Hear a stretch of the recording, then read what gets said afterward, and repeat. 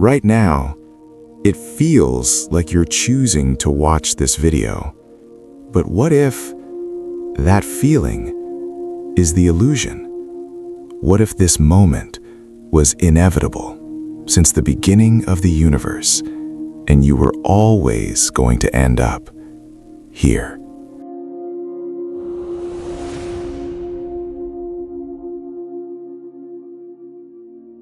Welcome to a world without free will.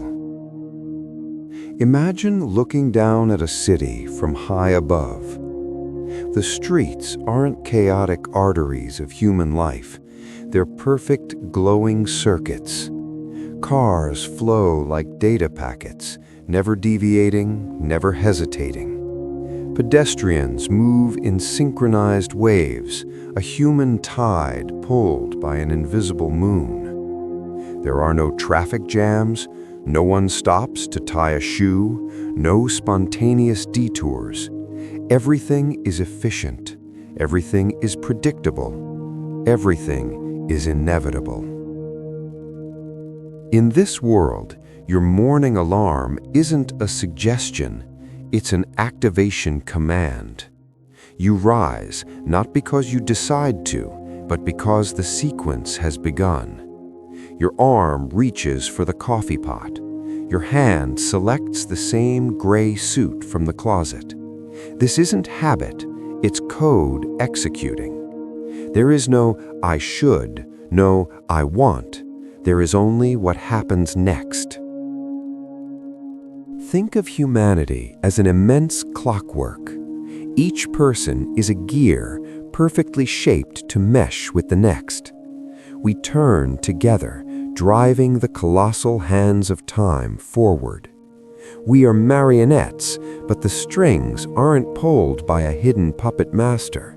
They're the laws of the universe themselves. The unbreakable chain of cause and effect stretching back to the dawn of time. Every thought you have, every feeling, every action, just another domino falling in a line set in motion billions of years ago.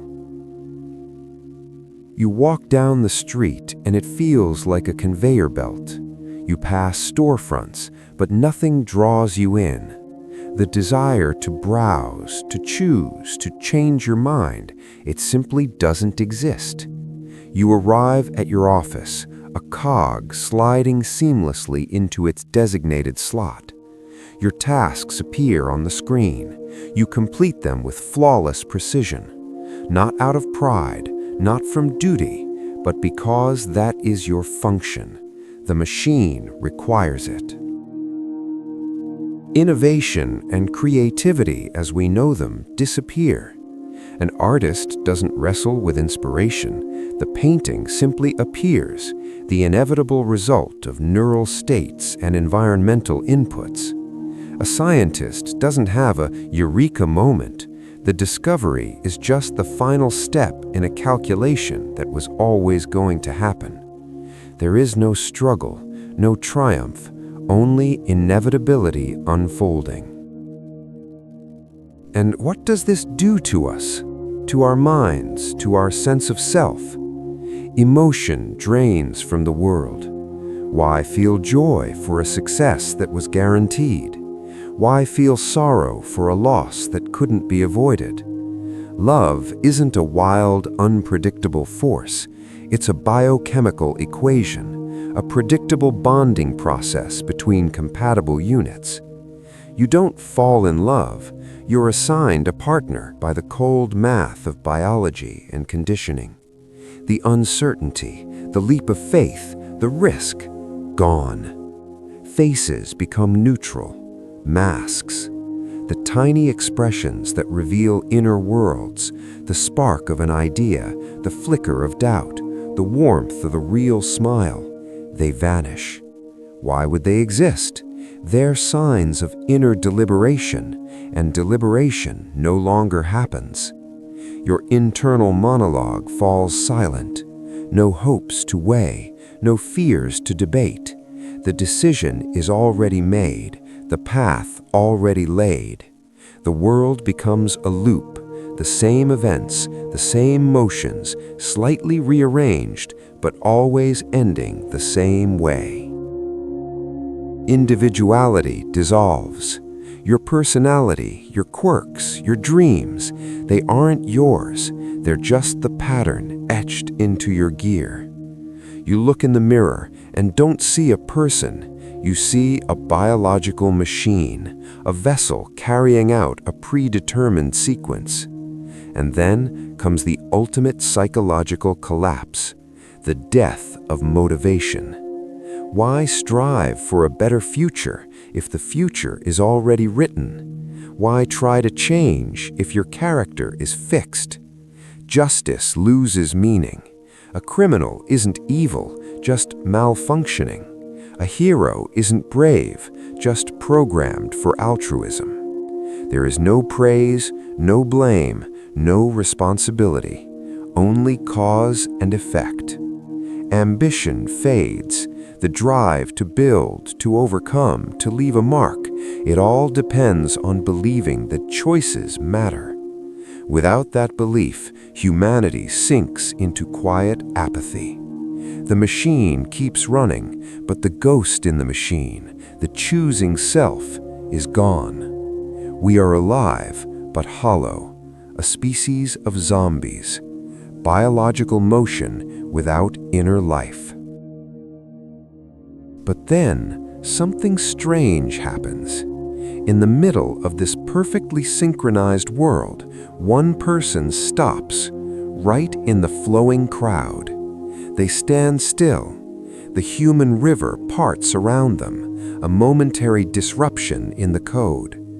For the first time, something feels wrong. A flicker of warmth returns to the colorless world. A single beam of sunlight breaks through gray clouds and illuminates this lone figure.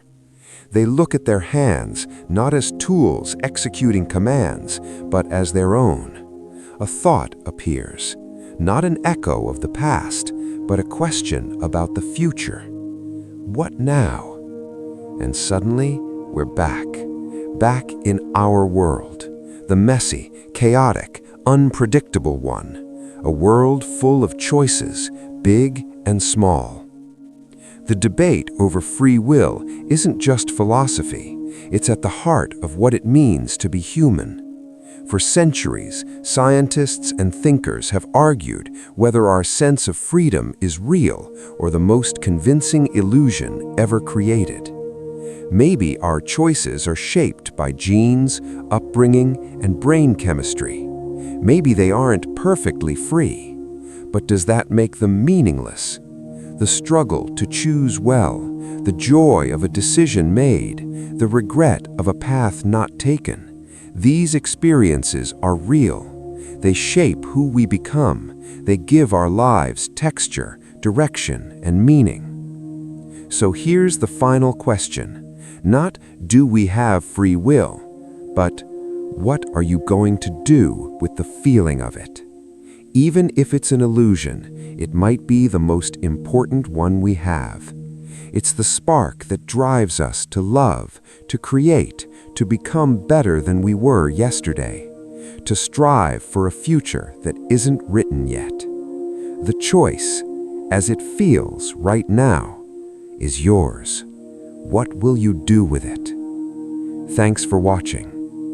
If this video made you think, consider subscribing for more journeys into the biggest questions of existence. See you next time.